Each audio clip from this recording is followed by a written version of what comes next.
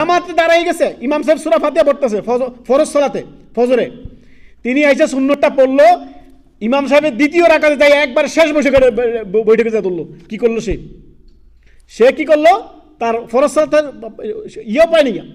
প্রথমত দেখেন নবী সাল্লাল্লাহু আলাইহি ওয়াসাল্লামের হুকুম কি, ইজা উকিমাতুস সালাহ ফালা সালাতা ইল্লাল মাকতুবা, যখনই আপনার ফরজ সালাতের জন্য ইকামত দেওয়া হয় ফালা সালাতা, কোনো সালাত নেই, সব সুন্নত নফল সব ছেড়ে দেন, ছেড়ে দিয়ে ফরজ আগে সামিল হন। সে আসলো জামাত চলাকালীন মসজিদে ঢুকে কি করলো, সে সুন্নতের নিয়ত করলো, ফজরের 2 রাকাত সুন্নত পড়তেছে, সুন্নত পড়তে পড়তে সে ফরজ হারাই ফেললো। ইন্না লিল্লাহি ওয়া ইন্না ইলাইহি রাজিউন। চিন্তা করেন সুন্নতের কি গুরুত্ব আছে ফরজের সামনে, চিন্তা করেন তো, কোনো গুরুত্ব আছে?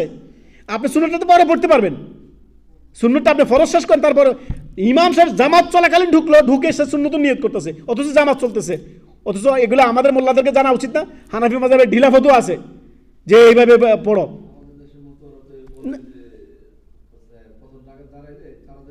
চিন্তা করেন না, চিন্তা করেন আপনার, প্রথমত আপনি চিন্তা করেন, যখন আপনি নামাজে দাঁড়াইলেন, আপনি আপনার কথা ধরি, যখন আপনি নামাজে দাঁড়াইলেন, জামাত চলতেছে, ফরজ সালাতে জামাত চলতেছে, আপনি দাঁড়াইলেন সুন্নতের জন্য, আপনার মনে একটা থাকবে তাড়াহুড়া কত তাড়াহুড়া করা যায়, তো নামাজে খুশু হবে?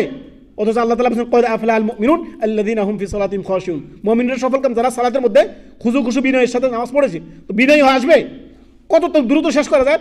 চিন্তা করেন সে ইমাম সাহেবের প্রথম রাকাতে আয়সা সুন্নত ধরলো, ইমাম সাহেবের দ্বিতীয় রাকাতে কোনো ক্রমে গিয়ে তাকে তাশাহুদে ধরলো, চিন্তা করেন, তো ফরজ সালাত হারিয়ে দিল না, সুন্নতের জন্য ফরজ হারিয়ে দিল। তো মোল্লারা তো ফতোয়া দিবে না, বলতেছে না এটা হানাফি মাযহাবের ফতোয়া, ফরজের আগে সুন্নত পড়তেই হবে, বাধ্যতামূলক, না পড়লে পড়া যাবে না সূর্য ওঠার আগ পর্যন্ত। অথচ আপনার সে চাইলে ফরজের পরে সুন্নতটা পড়তে পারে। সুন্নত কি এত বড় হয়ে গেছে যে ফরজের থেকে গুরুত্বপূর্ণ হয়ে গেছে?